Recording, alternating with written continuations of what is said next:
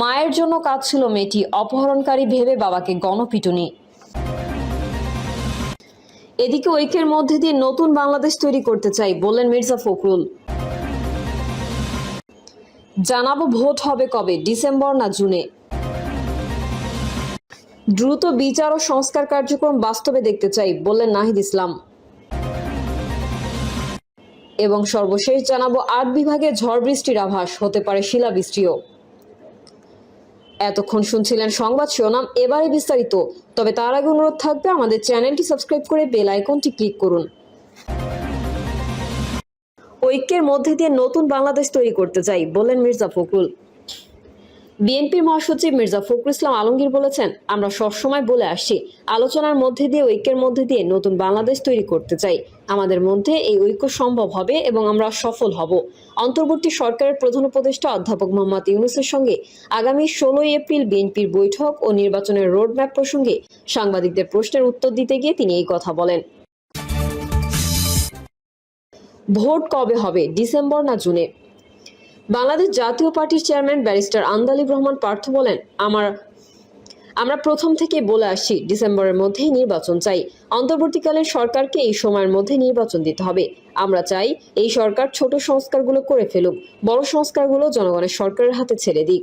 আমার বাংলাদেশ পার্টির চেয়ারম্যান মুজিবুর রহমান মঞ্জু যুগান্তরকে বলেন, ঐকমত্য কমিশনের সঙ্গে প্রধান উপদেষ্টার বৈঠকের পর নির্বাচনের টাইম ফ্রেম নিয়ে তার প্রেস উইং থেকে রাত ৮টায় এবং রাত ৯:১০টার পর দুই ধরনের বক্তব্য আসায় একটু বিতর্কের সৃষ্টি হয়েছে।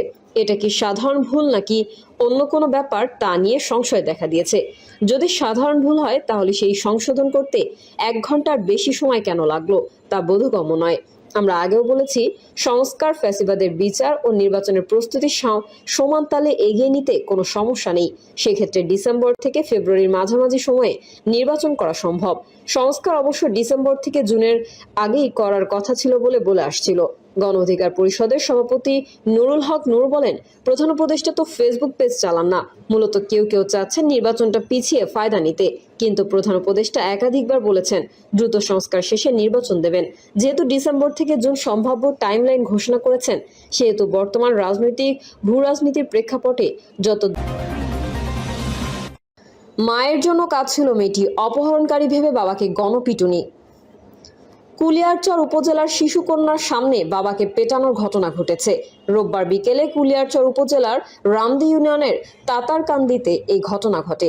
স্থানীয় সূত্রে জানা গেছে, প্রায় ১০ বছর আগে কিশোরগঞ্জ পৌর শহরের হারুয়া সওদাগর পাড়ার সোহেল মিয়ার সঙ্গে প্রতিবেশী সাবিনা আক্তারের বিয়ে হয়েছে ১০ বছর আগে। এই দম্পতি ভোট কবে হবে, ডিসেম্বর না জুনে?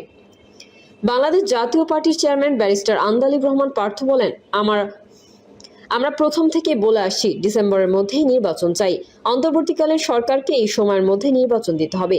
আমরা চাই এই সরকার ছোট সংস্কারগুলো করে ফেলুক, বড় সংস্কারগুলো জনগণের সরকারের হাতে ছেড়ে দিক। আমার বাংলাদেশ পার্টির চেয়ারম্যান মুজিবুর রহমান মঞ্জু যুগান্তরকে বলেন, ঐকমত্য কমিশনের সঙ্গে প্রধান উপদেষ্টার বৈঠকের পর নির্বাচনের টাইম ফ্রেম নিয়ে তার প্রেস উইং থেকে রাত ৮টায় এবং রাত ৯:১০টার পর দুই ধরনের বক্তব্য আসায় একটু বিতর্কের সৃষ্টি হয়েছে। এটা কি সাধারণ ভুল নাকি অন্য কোনো ব্যাপার, তা নিয়ে সংশয় দেখা দিয়েছে।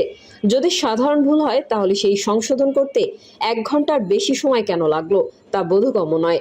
আমরা আগেও বলেছি, সংস্কার, ফ্যাসিবাদের বিচার ও নির্বাচনের প্রস্তুতি সমান তালে এগিয়ে নিতে কোনো সমস্যা নেই।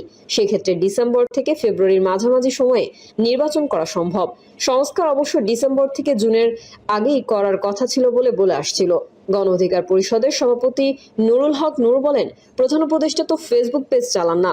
মূলত কেউ চাচ্ছেন নির্বাচনটা পিছিয়ে ফায়দা নিতে। কিন্তু প্রধান উপদেষ্টা একাধিকবার বলেছেন, দ্রুত সংস্কার শেষে নির্বাচন দেবেন। যেহেতু ডিসেম্বর থেকে জুন সম্ভাব্য টাইমলাইন ঘোষণা করেছেন, সেহেতু বর্তমান ভূ রাজনীতির প্রেক্ষাপটে যত দ্রুত একটা গণতান্ত্রিক ব্যবস্থায় যাওয়া যায়, সেটাই দেশের জন্য মঙ্গলজনক হয়। এক্ষেত্রে আমাদের প্রত্যাশা থাকবে, ডিসেম্বরের মধ্যেই যেন একটা নির্বাচন হয়। আগামী নতুন বছরে একটা নতুন গণতান্ত্রিক সরকার যেন দেশ পরিচালনার সুযোগ পায়। দ্রুত বিচার ও সংস্কার কার্যক্রম বাস্তবে দেখতে চাই বললেন নাহিদ ইসলাম। জাতীয় নাগরিক পার্টির আহ্বায়ক নাহিদ ইসলাম বলেছেন, দ্রুত সময়ের মধ্যেই আমরা বিচার ও সংস্কার কার্যক্রম বাস্তবে দেখতে চাই। নাহিদ বলেন, নাগরিক পার্টি বর্তমানে বিচার, কাঠামোগত সংস্কার ও গণপরিষদ নির্বাচনের বিষয়কে রাজনৈতিক এজেন্ডার কেন্দ্রবিন্দু হিসেবে গ্রহণ করেছেন।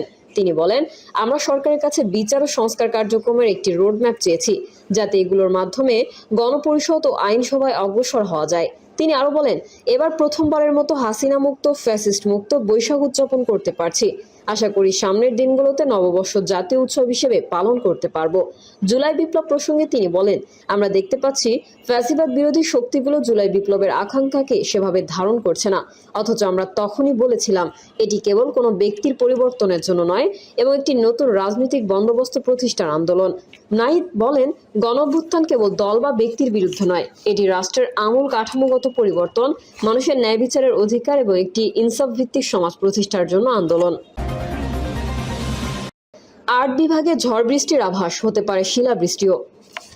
আগামী ২৪ ঘন্টায় রংপুর, রাজশাহী, ঢাকা, ময়মনসিংহ, খুলনা, বরিশাল, চট্টগ্রাম ও সিলেট বিভাগের ২-১ জায়গায় অস্থায়ীভাবে দমকা হাওয়া সহ বিদ্যুৎ চমকানো বা বৃষ্টি অথবা বজ্রসহ বৃষ্টি হতে পারে। সেই সঙ্গে কোথাও কোথাও বিক্ষিপ্তভাবে শিলাবৃষ্টির সম্ভাবনাও রয়েছে। সোমবার রাতে আবহাওয়া অধিদপ্তরের ১২০ ঘন্টার পূর্বাভাসে এই তথ্য জানানো হয়েছে। এতে বলা হয়েছে, এখন সন্দ্বীপ ও সীতাকুণ্ড অঞ্চল সহ ঢাকা, টাঙ্গাইল, নারায়ণগঞ্জ, মাদারীপুর, মৌলভীবাজার, রাঙামাটি, কুমিল্লা, চাঁদপুর, ফেনী, খুলনা, বাগেরহাট ও পটুয়াখালী জেলার উপর দিয়ে মৃদু তাপপ্রবাহ বয়ে যাচ্ছে। সেটি কিছু কিছু জায়গা থেকে প্রশমিত হতে পারে। ফলে সারা দেশে দিন এবং রাতের তাপমাত্রা সামান্য কমতে পারে। আজ মঙ্গলবার সন্ধ্যা ৬টা থেকে পরবর্তী ২৪ ঘন্টার পূর্বাভাসে রংপুর, রাজশাহী, ঢাকা, ময়মনসিংহ, খুলনা, বরিশাল, চট্টগ্রাম এবং সিলেট বিভাগের ২-১ জায়গায় অস্থায়ীভাবে দমকা হাওয়া সহ বজ্রসহ বৃষ্টি হতে পারে। সেই সঙ্গে কোথাও কোথাও বিক্ষিপ্তভাবে শিলাবৃষ্টি হতে পারে।